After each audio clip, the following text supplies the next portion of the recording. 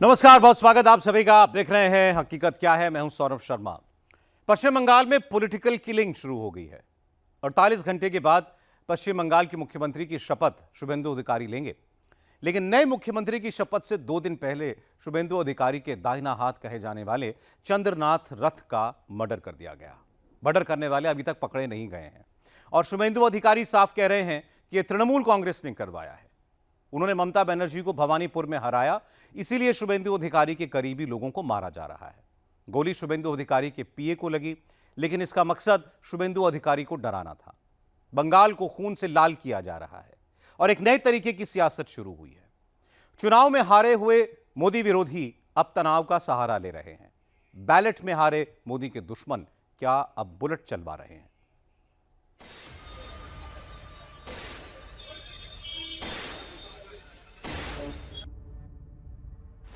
मोदी से जो हारे, क्या वो अब हैं बंदूक के सहारे, बम के सहारे, गोली के सहारे? गोलियों से छलनी ये कार देखिए, पैसेंजर साइड वाले शीशे पर गोलियों के 3 निशान। फ्रंट सीट पर शुभेंदु अधिकारी के पीए चंद्रनाथ रथ की गोलियों से छलनी लाश, सीट के ऊपर खून ही खून।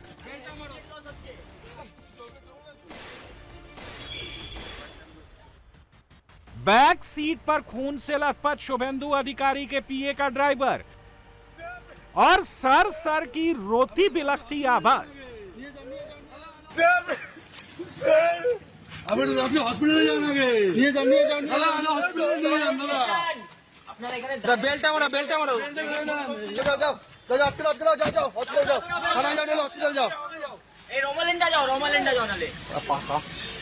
তিনজন যে গেছে, হ্যাঁ তিনজন বাইরে পড়ে গেছে। আমি এখানে দেখেছি গাড়ি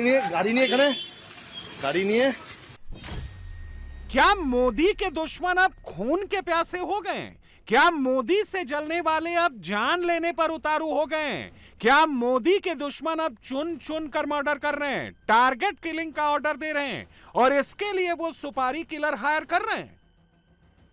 बंगाल में बीजेपी सरकार के शपथ ग्रहण समारोह से चंद घंटों पहले नॉर्थ 24 परगना के मध्यग्राम में एक ऐसा ही मर्डर हुआ है। मर्डर शुभेंदु अधिकारी के राइट हैंड चंद्रनाथ रथ का हुआ है।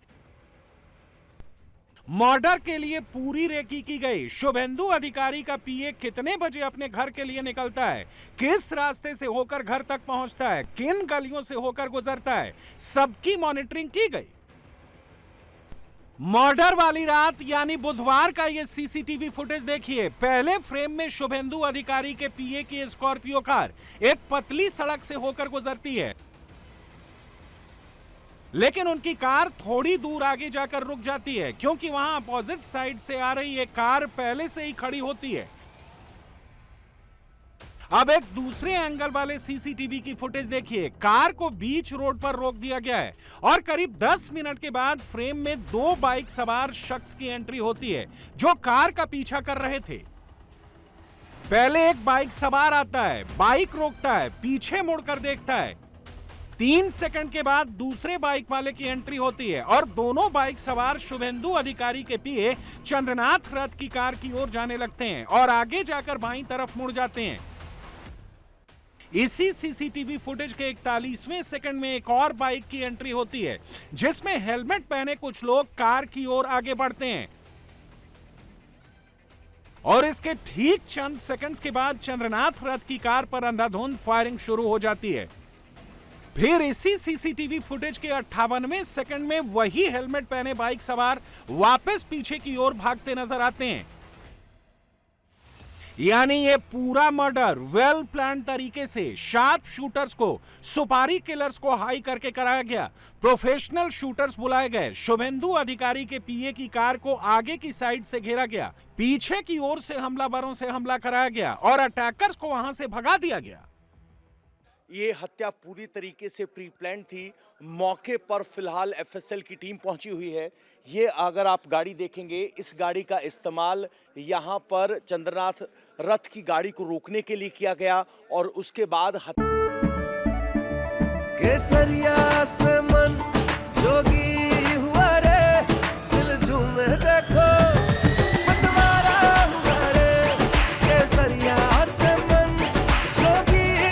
हर पल मनाओ केसरी त्योहार।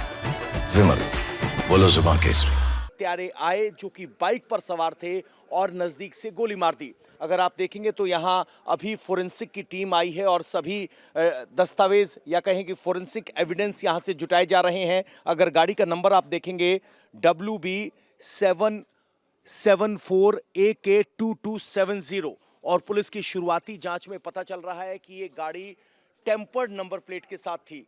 इस रास्ते से होते हुए चंद्रनाथ रथ आगे बढ़ रहे थे। सबसे पहले साजिशन इस गाड़ी के जरिए उनका रास्ता रोका गया। चूंकि सड़क ज्यादा संकरी है, यहाँ दो गाड़ियां नहीं गुजर सकती, तो पहले उनकी गाड़ी को स्लो डाउन किया गया और उसके बाद बाइक पर सवार 3 हत्यारों ने इस हत्या को अंजाम दिया। ये शीशा उस शीशे से मैच करता है जो गाड़ी पर लगा था। अब ये चूर चूर हो चुका है और पुलिस ने उस गाड़ी को यहां से हटा लिया है। आपको बता दें, रथ की गाड़ी जो कि पीए थे शुभेंदु अधिकारी के, उस पर वेस्ट बंगाल लेजिस्लेटिव असेंबली का स्टिकर लगा हुआ था। यानी हत्यारों ने पहले से आइडेंटिफाई करके रखा था, उनका पीछा किया जा रहा था और जैसे ही ये संकरी गली देखी, एक गाड़ी का यहाँ इस्तेमाल किया गया और उस गाड़ी का इस्तेमाल करने के बाद यहाँ पर उनकी स्पीड को स्लो किया गया। ये सब कुछ चंद घंटों के भीतर हुआ। नॉर्थ 24 परगना के मध्यग्राम में सुपारी किलर्स को ऑर्डर देकर मर्डर, पानी हाटी में बम से हमला, बीजेपी का झंडा लगाने वाले वर्कर पर गोली से हमला। ये सारे केस एक दूसरे से कनेक्टेड हैं। बंगाल में जीती बीजेपी है, हारने वाली टीएमसी है, लेकिन मर बीजेपी के वर्कर्स रहे हैं। हमले बीजेपी की टीम पर हो रहे हैं। बीजेपी वर्कर्स खून के आंसू रो रहे हैं क्योंकि मोदी से चुनाव हारने वाले सियासी दुश्मन अब खून के प्यासे हो रखे हैं। तो क्या ये सब इसलिए हो रहा है क्योंकि भवानीपुर में ममता बनर्जी को करारी हार मिली है और उन्हें हराने वाले शुभेंदु अधिकारी हैं। शुभेंदु ने तो यही कहा है, बंगाल को हिंसा की आग में झोंकने का पूरा ठीकरा ममता बनर्जी और अभिषेक बनर्जी के सिर पर फोड़ दिया है। कौन मर्डर किया, कैसे हुआ, ये तो जांच एजेंसी बताएगा, लेकिन मैं इसको खुलासा करना चाहता हूं। चंद्रकांत रात को मर्डर करने के लिए एक ही वजह है, वो बीजेपी का शुभेंदु अधिकारी का एग्जीक्यूटिव असिस्टेंट है और शुभेंदु ने हाल ही जो चुनाव हुआ, नतीजा आया, भवानीपुर में ममता बनर्जी को हराया। यही कारण हो सकता है। इसको जो किया है उनको हिरासत में लेकर चार्जशीट करके कॉन्विक्शन दिलाना, एक प्रक्रिया में भी मेरा जो जिम्मेदारी है मैं निभाने का काम करूंगा। उनका बॉडी से 4 बुलेट निकला। सब हार्ट जो है, हमारी हार्ट का माने अगल बगल में जितना भी पैसेज है सबको टारगेटेड करके किया है और बहुत क्लोज मर्डर है, बहुत नजदीक से गोली किया है। और पूरा जैसे ओटी का पहले डॉक्टर ने पिन पॉइंट करता है ना, ये लोग भी पिन पॉइंट किया कहां गोली करने से उसको तुरंत मौत हो जाएगा। ये पूरा प्लान करके किया। ये बहुत स्पेशलिस्ट और खूंखार खूनी है, आतंकवादी है। ये एक अनरेस्ट करने का साजिश है पूरा बंगाल में। 9 तारीख शपथ ग्रहण है नया सरकार का, उसका पहले पूरा बंगाल में एक कानून व्यवस्था को तोड़ने के लिए ये ममता बनर्जी जो मीटिंग सब कर रहा है उनका भतीजा को लेकर, वहां से भी कुछ प्लान हो सकता है जो अनरेस्ट करो, डिस्टर्ब करो। ही सीरियस, पूरा रात ओटी हुआ है उनका। देखिए, एक गैंग ने लेफ्ट साइड से गोली किया चंद्र को, दूसरा गैंग ने विटनेस खत्म करने के लिए राइट साइड से ड्राइवर का लेफ्ट साइड में किया। कितना pre plan, cool blooded murder. वो अभी नाजुक है, लेकिन उनका जो एक गोली हाथ में है वो नहीं निकला, लेकिन जो गोली उनका हार्ट में था सबसे डेंजरस, उसको हमारी यहाँ जो प्राइवेट हॉस्पिटल है पूरा रात वो लोग 7-8 घंटा का ओटी करके निकल दिया है। लेकिन उन्होंने बताया जो ड्राइवर बुद्धदेव बेरा का हालत नाजुक है। शुभेंदु अधिकारी की बातों से साफ है, सरकार भले ही बीजेपी की बन रही हो, लेकिन सिस्टम अभी भी टीएमसी का ही है। वैसे भी टीएमसी की ओर से बार बार 4 मई के बाद निपट लेंगे की धमकी दी गई। तो क्या बीजेपी का इशारा अभिषेक बनर्जी की तरफ है? देखिए, ममता बनर्जी का जो भतीजा है वो स्पष्ट रूप से एक खूनी आदमी है, और देखेंगे उसको एक आदमी थप्पड़ मारा था, वो पागल था, और उसको 7 बरस बाद उसको पीस के मार दिया था। उसको हार बर्दाश्त नहीं हो रही, क्योंकि 2000 पुलिस, करोड़ों रुपया का लूट। अब उसने क्या किया कि एक मैसेज दिया, मैसेज बंगाल के लोगों को दिया। वो मैसेज में ये हमारे चंद्र कुमार रथ को हत्या करवाई। बिना तृणमूल कांग्रेस का एक कोई कर ही नहीं सकता है। उसकी पर्सनल एनिमी है किससे बताइए? वो आदमी दिन भर शुभेंदु अधिकारी जी के लिए काम करता है। वो विधानसभा का उनका जो पीएस मिलता है उसका, वो सरकारी आदमी है। लास्ट उनको देखा गया था निजाम पैलेस में, उसके बाद उनको फॉलो किया गया, प्राइमरी रिपोर्ट यही मिल रहा है। देखिए, पूरा काम आजकल रेकी करना बहुत आसान काम है, और जहां एजेंसी मिली हुई हो वहां रेकी करना बहुत आसान काम। इस वक्त ऐसी कई सारी तस्वीरें, कई सारे वीडियोस भी सोशल मीडिया पर सर्कुलेट हो रहे हैं, जिसमें दावा किया जा रहा है कि टीएमसी से जुड़े ऑफिस में सफेद साड़ियों के बंडल मिले हैं। टीएमसी के कार्यालय से सफेद साड़ियों के बंडल मिलने की खबर ने बंगाल के राजनीतिक माहौल को और गर्मा दिया है। इन साड़ियों को लेकर आरोप लगाए जा रहे हैं कि ये बीजेपी कार्यकर्ताओं और उनके परिवारों को डराने धमकाने के लिए रखी गई थी, क्योंकि सफेद साड़ी केसरिया से मन जोगी हुआ रे, दिल झूमे देखो मतवारा हुआ रे, केसरिया से मन जोगी हुआ। हर पल मनाओ केसरी त्योहार। विमल, बोलो जुबान केसरी। को यहां शोक या विधवापन का प्रतीक माना जाता है। बीजेपी का कहना है कि टीएमसी के गुंडे साड़ी, फूल और अगरबत्ती हिंदू घरों में पहुंचाते थे। यह एक तरह की धमकी थी कि अगर वोट नहीं दिया तो विधवा। सारे डॉट कनेक्ट कीजिए। टीएमसी की ओर से देख लेने की धमकी, सफेद साड़ी के बंडल और शुभेंदु अधिकारी के पीए का सुपारी किलर्स के हाथों मर्डर। साजिश के तार चुनाव हारने वालों के गुंडे इकोसिस्टम से ही जुड़ते नजर आ रहे हैं। सवाल है कि सुपारी किलर्स का असली टारगेट कौन था? क्या हत्यारों के निशान पर बंगाल के अगले संभावित सीएम शुभेंदु अधिकारी थे? क्या मोदी को निशाना बनाने की प्लानिंग थी? क्या अमित शाह पर हमले का इरादा था? क्योंकि मोदी और शाह दोनों ही बंगाल में बीजेपी की सरकार के शपथ ग्रहण समारोह में शामिल होने के लिए आने वाले हैं। बीजेपी के बंगाल स्टेट प्रेसिडेंट सामेक भट्टाचार्य ने इसी ओर इशारा किया है। ये कोई साधारण नहीं है। ये किसके लिए किया? 2 दिन का बाद राज्य में प्रधानमंत्री, गृह मंत्री, प्रतिरक्षा मंत्री सभी लोग आ रहे हैं। 20 मुख्यमंत्री राज्य में आ रहे हैं। इतना बड़ा सेलिब्रेशन, तो उसी का पहले ये घटना कोई पॉलिटिकल मैसेज देना चाहते हैं, या बीजेपी का सीने पर गोली ठोकना चाहते हैं, या प्रधानमंत्री का पास कोई वार्ता देना चाहते हैं? ये पश्चिम बंगाल की जो पॉलिटिकली जागरूक जनता है वो समझ जाएंगे। तो क्या शुभेंदु अधिकारी के पीए का मर्डर करके मोदी के दुश्मनों ने कोई पॉलिटिकल मैसेज देने की कोशिश की है? क्या भवानीपुर में ममता बनर्जी की हार का हिसाब चुकता करने के एवज में टीएमसी के गुंडे इकोसिस्टम ने बदले की यह कार्रवाई की है? यह सब जांच का विषय है, लेकिन बीजेपी तो यही आरोप लगा रही है। हमको लग रहा है ऐसा हताश होके, जब कोई रास्ता नहीं है, चारों ओर अंधकार, और इसीलिए शिक्षा देना पड़ेगा। तेरे को नहीं दे पाया, कम से कम तेरा साथी को तो दिया।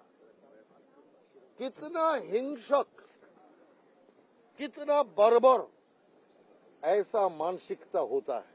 और तृणमूल का जिन माथा लोग एक घटना का प्लानिंग किया, किसी को हम छोड़ेंगे नहीं। और इस साजिश में अंत में जितना बड़ा तृणमूल का नेता और नेत्री को पाया जाएगा, किसी को छोड़ेंगे नहीं। अभया कांड में बहुत सारे तृणमूल का नेता नेत्री बच गया, लेकिन इस कांड में सारे सूद समेत हिसाब हम लोग ले लेंगे। नहीं, कोई सुरक्षित नहीं है। हम तो सोचे थे कि ये सरकार का जाने के बाद सुरक्षा बढ़ेगा। पुलिस अभी अपना काम शुरू नहीं कर रहा है, लेकिन पुलिस को अपने स्वरूप में आना पड़ेगा। पुलिस को पुलिस जैसे व्यवहार करना चाहिए। अभी टीएमसी कैडर जैसा वर्दी वाला कैडर, बिना वर्दी वाला कैडर, ये नहीं चलेगा। शुभेंदु अधिकारी के पीए की हत्या किसने की?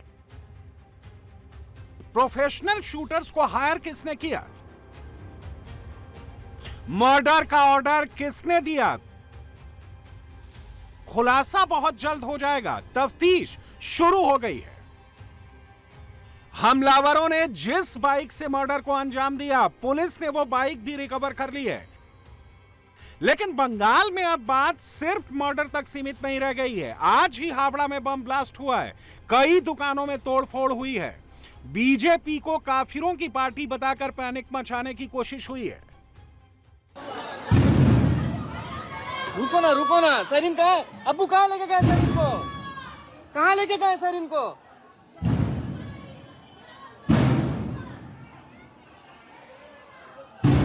ऊपर में लीजिए, देखिए कांच सब फोड़ दिया है लोग, कांच सब फोड़ा। अब आया लोग वहाँ से गाली गलौजा स्टार्ट कर दिया। लोग इतना गाली दिया सर, इतना गाली दिया। हम लोग भी जब अपना वहाँ पर गए कि क्या हो रहा है क्या नहीं देखने, तो वो लोग मारने लगा, ईंटा मारने लगा, कोई कांच का बोतल मारने लगा। और हम लोग अपना डिफेंस में जब अपना कुछ चलाने लगे तो वो लोग राउंड फायर करने लगा। 7 से 8 राउंड फायर किया सर। उसके बाद जब हम लोग भागने लगे तो हर 10 मीटर पर एक बम चलाया सर। 12 को बम चलाया लोग टोटल सर। यहाँ से मेरा गोली गया, बम एकदम पैर का नीचे आके फटा। हम लोग आकर के बूथ पे मेरा भाई को भी चमकाया। मेरा भाई बैठा था कि 4 मई का बाद तुम्हारा हिसाब होगा। और वहाँ पर जब मार रहा था बम तो वो लोग बोला है कि ये तो अभी सिर्फ ट्रेलर है, तुम लोग हम पिक्चर दिखाएंगे। तो वो लोग क्या पिक्चर दिखाएगा भाई, हमको समझ में नहीं आ रहा है कि हारने का बाद वो लोग जब ऐसे किया तो जीत जाता तो वो लोग क्या करता। वो लोग बोल रहा था कि तुम लोग को बीजेपी करने नहीं होगा। तो भाई बीजेपी करने नहीं होगा, बीजेपी तो पार्टी है, हम लोग का मन है, ये तो आजाद हिंदुस्तान है। बीजेपी सरकार के शपथ ग्रहण समारोह से पहले बंगाल को सुलगाने वालों को काम पर लगा दिया गया। सवाल है कि इसका ऑर्डर कहां से आ रहा है, कौन दे रहा है? वो जो भी हो, अब बचने वाला नहीं है। टीएमसी और ममता बनर्जी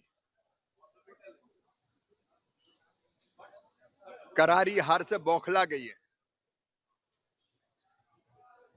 लोकतंत्र में हिंसा के लिए कोई स्थान नहीं होता, लेकिन टीएमसी हिंसा पर उतर आई है।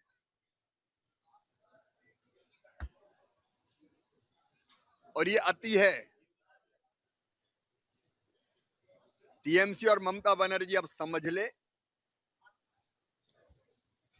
हमारा लक्ष्य प्रधानमंत्री जी के नेतृत्व में हिंसा मुक्त, भय मुक्त,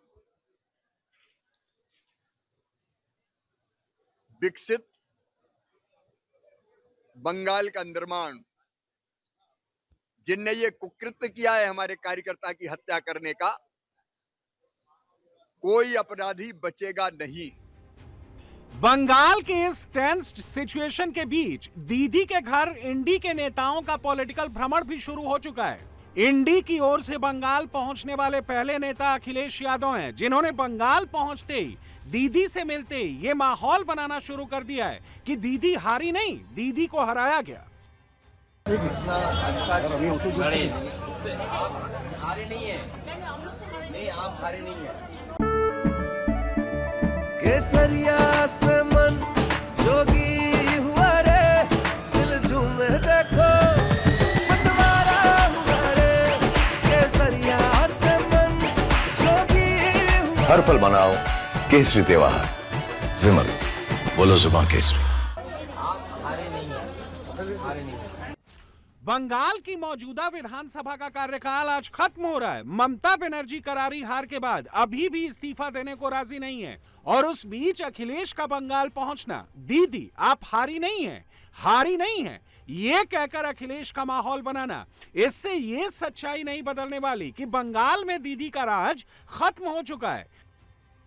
बंगाल में रहने वाले मोदी के सियासी विरोधी या दीदी के घर बंगाल पहुंचने वाले मोदी के सियासी विरोधी अब सिर्फ वोट डकैती वाला झूठा नैरेटिव बिल्ड करके देश को सुलगाना चाहते हैं। ये विरोधी चुनाव में मोदी से जीत नहीं सकते, पॉपुलैरिटी में मोदी को मात नहीं दे सकते, तो झूठ की खेती के दम पर मोदी के दुश्मन अपना सियासी हित साधने की फिराक में हैं। अखिलेश ने बुधवार को लखनऊ में वोट डकैती वाला जो पन्ना कैमरे पर दिखाया था, गुरुवार को अखिलेश वही पन्ना लेकर कोलकाता पहुंच गए। जो बात लखनऊ में कही वही बात कोलकाता में भी दोहरा दी।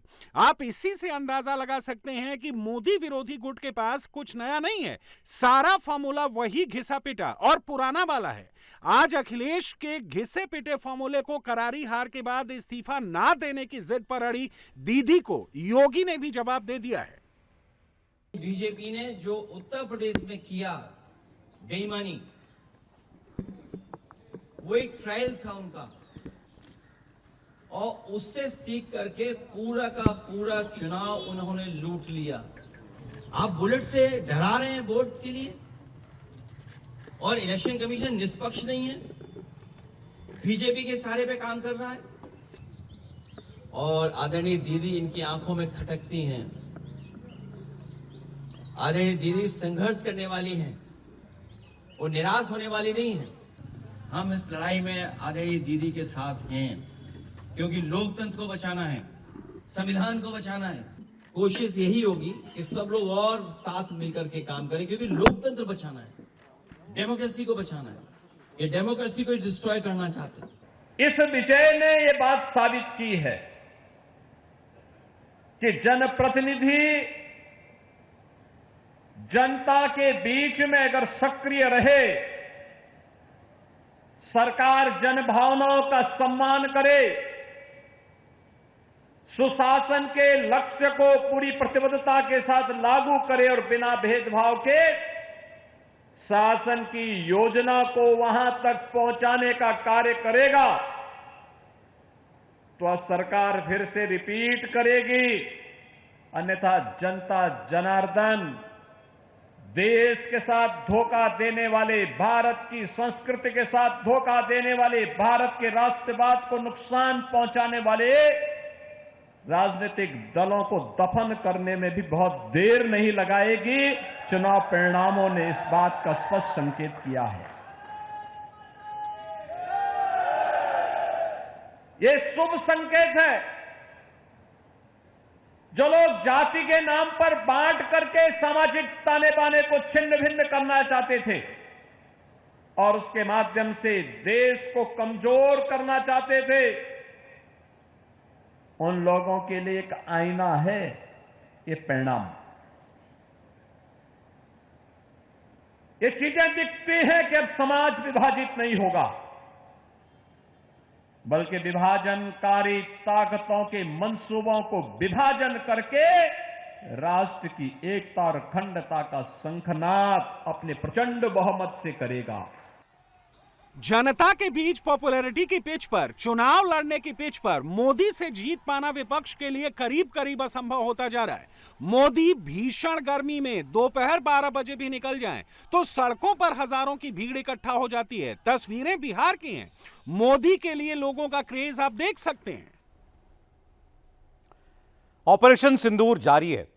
आज आर्मी, एयरफोर्स और नेवी ने देश के सामने फिर से ऐलान किया कि ऑपरेशन सिंदूर जारी रहेगा। तीनों सेनाओं ने दो टूक कहा कि पाकिस्तान अपने आतंकी अड्डे चाहे जहां छिपा ले, हिंदुस्तान की निगाहों से बच नहीं सकते। साथ ही यह नसीहत भी दी है कि पाकिस्तान झूठ की फैक्ट्रियों से ज्यादा जंग की तैयारी पर खर्च करे, क्योंकि अब की बार बहुत कड़ी मार पड़ने वाली है। बाकी बातें इस रिपोर्ट में हैं। समर शेष है, नहीं पाप का भागी केवल व्याध, जो छद्म है समय लिखेगा उनका भी अपराध। अभी नेवी की बारी है। आपकी इच्छाएं और तमन्नाओं को भी हम सब मिलकर भरपूर तरह से पूरा करेंगे। Operation Sindoor was not an end. It was just the beginning.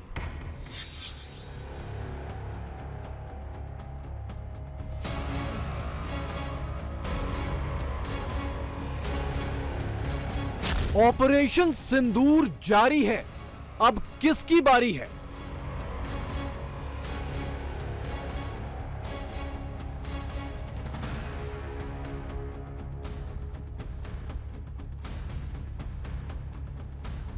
वो चाहे हाफिज सईद साहब के मुजाहिदीन हो, मौलाना मसूद अजहर साहब के मुजाहिदीन हो, इन लोगों को स्टेट ओन करे। पाकिस्तान को घर में घुसकर कैसे मारा था, ठीक 1 साल पहले सेना के 3 अफसरों ने पूरी दुनिया को बताया था। 1 साल बाद भारतीय सेना के वही 3 अफसर बता रहे हैं कि अब पाकिस्तान को कैसे मारेंगे, क्योंकि ऑपरेशन सिंदूर तो रुका नहीं है। ऑपरेशन सिंदूर अभी खत्म नहीं हुआ है। भाईजान नूर खान बेस में आगे गिरा है, ये अटैक हुआ है नूर खान बेस पे।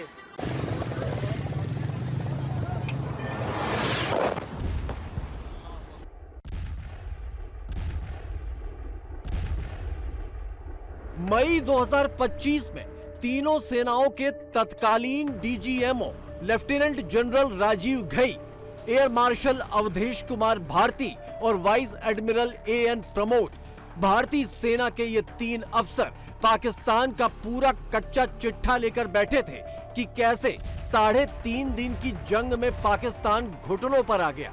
1 साल बाद इन तीनों अफसरों को फिर से टीवी स्क्रीन पर देखकर पाकिस्तान के जख्म हरे हो गए। Whatever they may say, remember, narratives and rhetoric do not give you victory. Victory is measured by hard facts. And what are the hard facts? The hard facts are that we struck and decimated their 9 terrorist camps on the 7th of May. Proof is there for everybody to see. The hard facts and the ground reality is that we struck 11 of their airfields. The ground reality is that we destroyed 13 of their aircraft, either on ground or in the air, including one high-value airborne asset at a record distance of 300 kilometers plus. So that is the hard fact. 6-7 मई की दरमियानी रात में भारत ने PoK और पाकिस्तान समेत कुल 9 आतंकी अड्डों को निशाना बनाया था, जिसमें सबसे अहम मुरीदके में लश्कर का अड्डा और बहावलपुर में जैश का अड्डा शामिल था। उन आतंकी अड्डों के अब क्या हाल है? पाकिस्तानी फील्ड मार्शल आसिम मुनीर ने जनवरी 2026 में बहावलपुर का दौरा किया था, खंडहर हुए जैश के आतंकी अड्डे का निरीक्षण किया था और इसे फिर से बनाने के लिए फंड का ऐलान किया था, साथ ही फौजी मदद देने का वादा भी किया था। लश्कर के मुरीदके वाले अड्डे को भी दोबारा संवारा जा रहा है, फंडिंग की जा रही है। हाफिज और मसूद को पाकिस्तान खुलकर अपना हीरो बना रहा है। हालांकि पीओके में कोटली और मुजफ्फराबाद के जो आतंकी कैंप थे, उन्हें अब एलओसी से दूर शिफ्ट कर दिया गया है ताकि ऑपरेशन सिंदूर की जद से वो बचे रहे। लेकिन भारतीय सेना और खुफिया एजेंसियों को सबकी खबर है।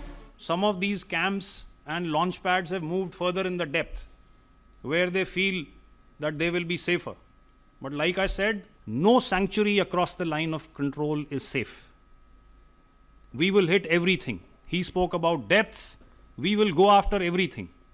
And I think that's been made clear in the new normal that the Prime Minister stated last year. Operation Sindoor के दौरान आतंकी अड्डों में छिपे 100 से ज्यादा आतंकी मारे गए थे और करीब इतने ही पाकिस्तानी फौजी एलओसी पर हुई झड़पों में ढेर किए गए थे। लेकिन पाकिस्तान में रोटी भले ना हो, बंदूकों की कोई कमी नहीं है। ना आतंकियों की कमी है, ना आतंकी बनाने वालों की और ना आतंक के अड्डों की। पाकिस्तान के एक मदरसे में बच्चों को कैसे आतंक की मॉक ड्रिल करवाई जा रही है, इस वीडियो में साफ दिखाई दे रहा है। छोटे छोटे बच्चे हाथ में बंदूकें लेकर खून खराबे की प्रैक्टिस कर रहे हैं। ये तो शहीद है, ये तो गाजी है, ये शहीद है कि पता नहीं जिहादी है, और ये तो बड़े नेक काम कर रहा था। तो मेरा ख्याल है इसी वजह से हम लोग एफएटीएफ में गए, और एफएटीएफ में हम इस वजह से नहीं गए कि जी हमें भारत ने कह दिया कि एफएटीएफ में, भारत ने भी तो कोई सबूत तो दिए होंगे, और अगर नहीं दिए तो अब ये सारी हरकतें जो हम करते हैं वो क्या है। दूसरी तरफ हमें ये भी लगता है कि जी हम जिस तरह से लोगों को पनाह देते हैं, जिस तरह से इनको रखते हैं और उसके बाद कहते हैं कि जी हमारे यहाँ तो कोई जिहादी कैंप है ही नहीं, पता नहीं भारत ने क्यों अटैक कर दिया। कहा यही जा रहा है कि जी वो अननोन गनमैन आया और उसके बाद गायब हो गया और अब पता नहीं लग रहा कहाँ है, और सब यकीनन भारत की तरफ इशारा कर रहे होंगे कि जी भारत ने कहा था तो भारत ही कर रहा है। तो भाई ये काम तो आपको खुद कर लेना चाहिए था, भारत को क्यों आप जहमत दे रहे हैं? इसलिए कि ये सांप और बिच्छू और ये कह लीजिए जो बैकयार्ड में आपने पाल के रखे हैं, ये तो आपने अपने ही लिए नुकसान किया। पहले तो आपका ख्याल था कि शायद यहाँ निकल जाएंगे, पड़ोसियों को डस के वापस आ जाएंगे, लेकिन ये याद रखिए कि जो इधर उधर जाके दूसरों के लिए जो सांप आप छोड़ते हैं वो कभी ना कभी जाकर आपको खुद को भी डसता है। ऑपरेशन सिंदूर के 1 साल बाद कुछ ऐसे भी वीडियो सामने आए हैं जो शायद पहले नहीं देखे गए थे। 6-7 मई की आधी रात को जब बहावलपुर के अड्डे पर मिसाइल गिरी तो पूरे इलाके में सनसनाहट फैल गई। एक स्थानीय नागरिक ने वीडियो रिकॉर्ड करके अपनी दहशत और इस हमले की पहली रिपोर्टिंग की थी। पाकिस्तानी और इंडिया ने जंग शुरू कर दी है। अभी मेरे बहावलपुर सिटी के अंदर मौलाना मसूद अजहर साहब के जो है मदरसा है उसके ऊपर 4 मिसाइल दागे गए हैं। 4 मिसाइलों के साथ हमला किया गया है मौलाना मसूद अजहर साहब के मदरसे के ऊपर। हम अपनी अफवाज पाकिस्तान के साथ खड़े हैं, लेकिन मेरा सवाल है कि हमारी एजेंसीज कहाँ सोई हुई थी, हमारी अफवाज पाकिस्तान कहाँ सोई हुई थी जब ये हमला हुआ। मुजफ्फराबाद की भी खबर आ रही है कि मुजफ्फराबाद वाली साइड पर भी ये अटैक हुआ है, लेकिन सबसे पहले मेरे बहावलपुर सिटी के अंदर अटैक हुआ है ब्लास्टिक मिसाइल के साथ। उन्होंने हमला किया है मौलाना मसूद अजहर साहब के मदरसे के ऊपर। 4 मिसाइल मारे गए हैं। अभी ये कहना कबल वक्त है कि गोया कितनी सच्चाई है इस खबर के अंदर, किस साइड से ये मिसाइल आए हैं, ये अभी कंफर्म होना बाकी है, लेकिन ये कंफर्म न्यूज़ है कि उनके मदरसे के ऊपर 4 मिसाइल मारे गए हैं। पाकिस्तान में 1 साल से इसी बात को लेकर दहशत मची है कि जाने कब दोबारा ऐसी मिसाइलें बरसने लगे, जाने कब हाफिज और मसूद के नए नवेले अड्डे खंडहर में तब्दील हो जाएं और इस बार मुनीर की फौज को इन दोनों के ही जनाजे न उठाने पड़ जाएं। Operation Sindoor was not an end, it was just the beginning. सिर्फ हंगामा खड़ा करना मेरा मकसद नहीं, मेरी कोशिश है कि ये सूरत बदलनी चाहिए। India's fight against terror, ladies and gentlemen, will go on. वो पाकिस्तान ही क्या जो मान जाए।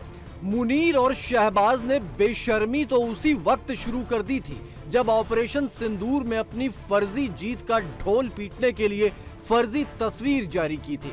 चाइनीज मिसाइलों के फोटो को अपना बताकर जंग में जीत का बेसुरा बाजा बजाया था और पूरी दुनिया में थू-थू करवाई थी, और अभी 1 साल बाद भी उसी झूठ को नेशनल फेस्टिवल की तरह मनाए जा रहे हैं।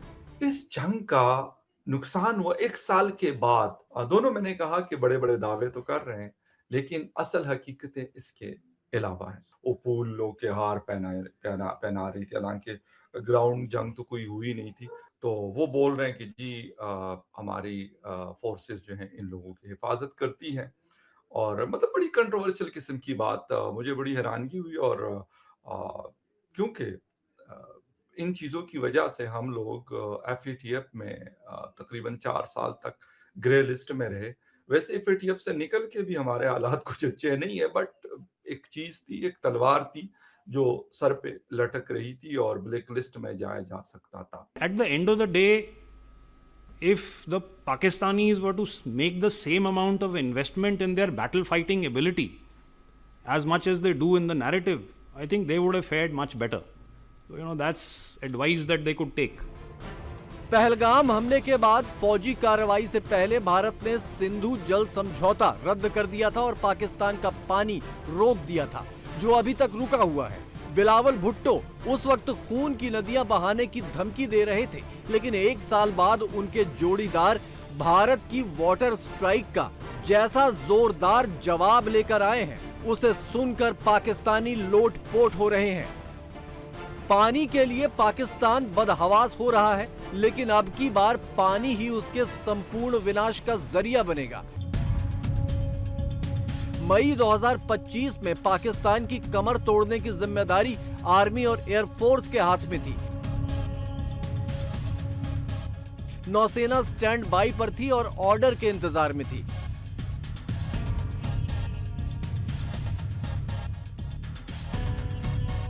इस बार ऑपरेशन सिंदूर रीस्टार्ट हुआ तो इंडियन नेवी पिछले साल की कसर पूरी कर लेगी। अभी नेवी की बारी है।